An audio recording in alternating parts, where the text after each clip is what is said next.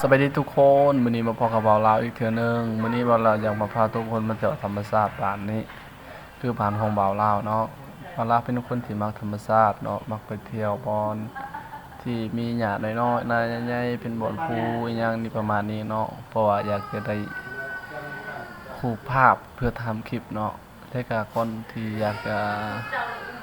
ไปเว้ากับท่านผู้ชมก็ขอให้ทุกคนได้ช่วยกดติดตามกดกำลังใจให้กับบ่าวลาวในเด้อเมืองธรรมชาตินี่พี่น้องทุกคนเพราะว่าธรรมชาติบ่ได้แจ้งปานใดแต่ก็อยากจะมาถ่ายให้ทุกคนได้เบิ่งว่าธรรมชาติมันจะมีแนวใดแน่เนาะส่วนนี้ก็คือต้นไม้อยู่บ้านเฮาเนาะแต่ว่าบ่ฮู้ว่าเขาเอิ้นว่าไม้หยังนี่แต่เขาดังไผคักอีหลีเนาะและนี่ก็คือร้านของบ่าวลาวเองเด้อเพิ่นเป็นคนที่มักเดินป่าคือข้าพเจ้านี่แหละเฮา2คนเนาะเพิ่นชื่อเป็ดเด้อร้านของข้าพเจ้าเองเฮา2คนก็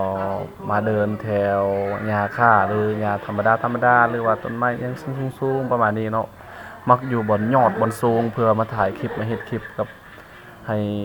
ท่านผู้ชมได้เบิ่งได้เห็นเนาะว่ามันสิสวยงามปานใดคลิปที่เฮา2คนกำลังเฮ็ดเนาะและคลิปที่เฮา2คนกำลังเฮ็ดนี่ก็ฝากกับทุกคนด้วยได้เบิ่งว่าถ้าผู้ใดเบิ่งถูกใจเลยกดติดตามให้กับเฮา2คนด้วยส่วนนี้ก็คือว่าเฮาก็ต้องถ่ายคลิปเนาะนำกันเนาะมาเบิ่งว่าธรรมชาติมันสิสวยคักปานใดเนาะแต่เสียดายโทรศัพท์ที่บ่แจ้งขอโทษนำเด้อเพราะว่าเฮา2คนบ่ได้มีโทรศัพท์ดีๆคือหมู่บ่มี iPhone ใช้แต่ Vivo Y91 เนาะ Vivo ที่เฮาใช้ก็เลยกล้องบ่แจ้งคือ iPhone ปานใดแต่ก็ขอโทษขออภัยกับทุกคนด้วยแต่ส่วนธรรมชาตินี่ก็สวยงามเด้อพี่น้องถ้าหากผู้ใดได้มักคลิปนี้ให้ช่วยกดใจกดแชร์เป็นกำลังใจอีกเด้อขอย้ำเติม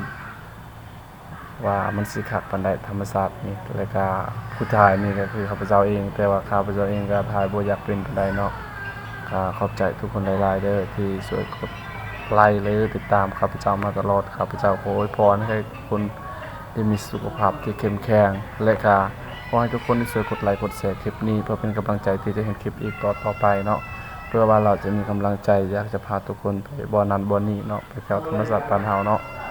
แล้วก็ขอบใจทุกคนหลายๆที่ติดตามเด้อขอบใจ